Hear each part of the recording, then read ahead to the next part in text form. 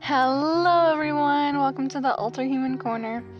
I'm Luna Wolf and I'm in my new studio. Yay! I'm so happy. And today I'm going to be talking about alterhuman experiences like shifts, etc. If you're interested, keep listening. I want to share, I appreciate you as a viewer watching this and supporting my podcast. Let's get it! I want to start out by saying, as alterhumans, we experience a lot of stuff, and it's different for everyone. You can't become an alterhuman, and having these experiences is one way to tell if you're an alterhuman. What do I mean by alterhuman experiences? I mean an event or encounter with your alterhumanity.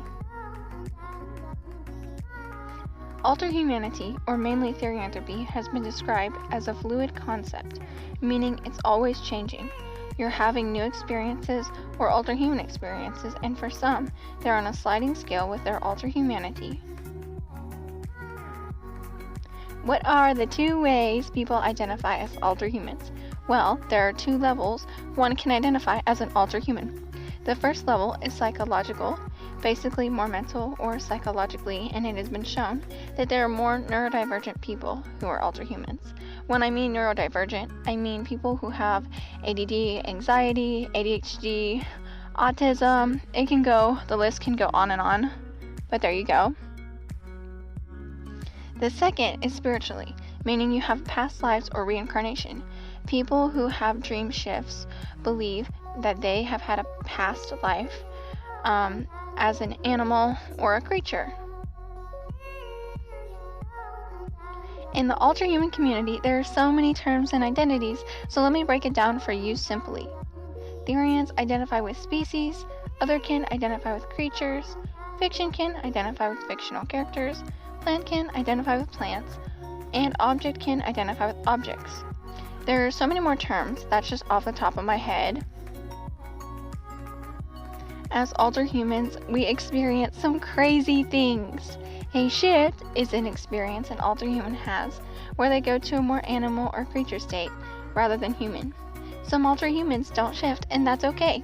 On this note, I have a whole episode about shifts. Check it out. Some shift examples are a mental shift, meaning you go to a more mental mindset of your stereotype or kin type, creature, species. Another would be a phantom shift, where you feel the limbs of your stereotype kin type, like you feel a cat tail, but there's no tail present. You may be seeing this tail as well.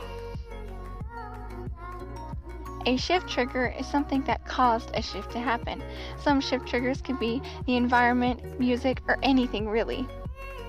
Shifts for alterhumans can be involuntary, meaning done without will, or self-induced, meaning triggered by choice. Either you choose to howl, self-induced, or you shifted and howled, involuntary. Shifts can be very unexplained, and there are so many ways that we experience them. Like I said, some alterhumans don't shift or are constantly shifted. You can also be on a sliding scale with your alterhumanity. One day you feel more shifty than the next. Also, alterhumanity is a very fluid concept and sometimes unexplained.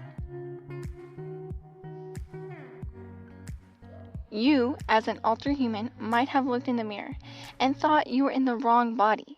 That could be species dysphoria. Anybody can have dysphoria, it doesn't just apply to alterhumans.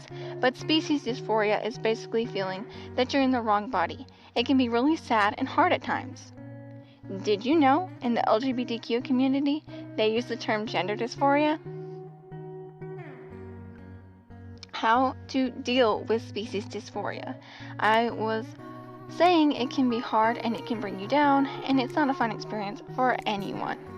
So, here are my tips to you. Number 1. Self-care. Taking care of yourself is important, and doing something that you love, or simply having a spa day. You can also practice one of your favorite hobbies. Number 2. Being comfy and wearing fluffy things. I like comfy things. Do you? Number 3. Listening to alterhuman songs. I really like the song Run Wild by Lainey Jones. Number 4, being yourself and doing what you love. Run around, practice quadrobics, wear gear, do what you love. Hope this helps because species dysphoria can be very hard. On the other hand, there is euphoria, which is the complete opposite. Also, anyone can have euphoria, but we call it species euphoria. It's like the feeling of comfort. A lot of Alterhumans get euphoria when they get new gear or practice squats. It's a magical feeling for me. It feels like butterflies. What does your euphoria feel like? If I'm being completely honest, every time I get dysphoria, I feel the need to get new or more gear, which then promotes euphoria and gives me butterflies. Don't be like me. You don't need gear to be an Alterhuman. Also, I have a whole episode on species dysphoria and euphoria, so check that out as well. Some other experiences. Some Alterhumans may be spiritual. There are a lot of Alterhumans that practice witchcraft. Some Alterhumans tie their Alterhumanity into their witchcraft and their spells. They may also practice meditation shifting, or known as meta shifts. You can find guided meditations on YouTube. Alterhumans practice astral projection or reality shifting to go into different realities and headspaces. It can be calming for some or a way to escape reality. Practicing these things can promote new experiences as an Alterhuman. New experiences for anyone, really. By the way, side note, I do not advise doing guided meditations to find your stereotype or kin type. It's just not advised in the community, and this is just my little side note or tip. Here's what I've heard in the community.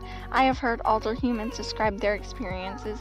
One described where they looked in the mirror and they had ears and a tail. Some have just had weird shifts in general. Also, an experience could mean something that you did or a place that you went. I know a lot of Therians that go to the zoo or aquariums or anything alike to help them connect with their stereotype and kin type. It can also be an experience, buying gear or practicing quadrobics. Your experiences matter, guys. I have had some really fun experiences connecting with Alterhumans online, hearing their experiences, and being active in the community. It is just an amazing experience itself, and I wouldn't trade it for the world. I love educating the community in this podcast and the support it gives me. Now, what you've all been waiting for, my experience as an Alterhuman. These are personal experiences, and like I said, everybody's experiences are different, so don't take mine and think that these things will exactly happen to you. Well, I have had really silly shift triggers, such as a balloon, not joking. I have had crazy daydream shifts of myself as a wolf, because my stereotype is a timber wolf. I get shifts where I hear howling in my head. I have had shifts where I'm goofy and silly. Huge side note, check out the Alterhuman Discord server if you're interested or haven't already. Your experiences are valid, and that's what makes you an Alterhuman. You can't just become an Alterhuman. Tell me your Alterhuman experiences in the comments. I'm Curious Luna, and that's all for today's podcast. Make sure to share this podcast with your amazing friends, and you cannot forget, you are amazing. Bye, guys!